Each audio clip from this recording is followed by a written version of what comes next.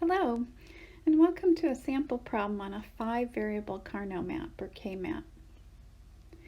There are always multiple ways to group variables when we're looking at more complicated K-maps, and they can lead to a variety of solutions, some of which may be slightly more simplified than others.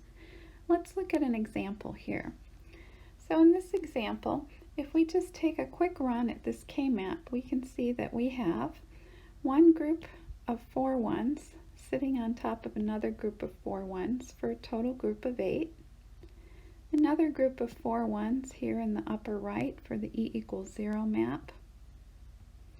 A group of 2 here in the E equals 1 map. And a group of 2 here on the lower right of the E equals 1 map. So what we'll end up with here at the output for this expression, if we choose this grouping, is one term representing the 8 that has 2 variables. We'll end up with one group with 3 variables representing that group of 4 shown in blue. And then we'll end up with 2 groups with 4 variables representing the 2 groups of 2 that we've represented here in green and purple. Well, we can actually get a more optimized solution. We're going to keep this 8 grouping and this 4 grouping shown in yellow and blue, but we're going to reassess the groupings in green and purple. Let's start with the group in purple.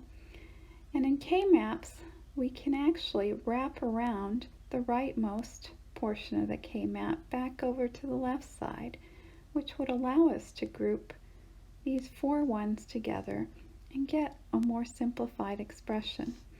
And this term in the sum of products from this 4-element grouping now would simply be represented by B0, which is always 0 in this group, times C, which is always 1 in this group, times E, which is also always 1 in this group.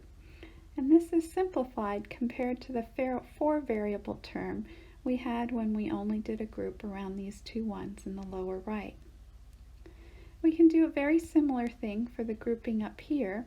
We can wrap the top of the K-map around to the bottom of the K-map and come up with a group of 4, and that term will be expressed as A0, because A is always equal to 0 in the grouping, times D0, which is always, because D is always equal to 0 in the group, times E, because E is always equal to 1.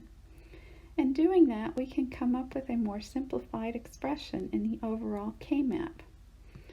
So we have a group of 4 here. We have a group of 4 here in purple.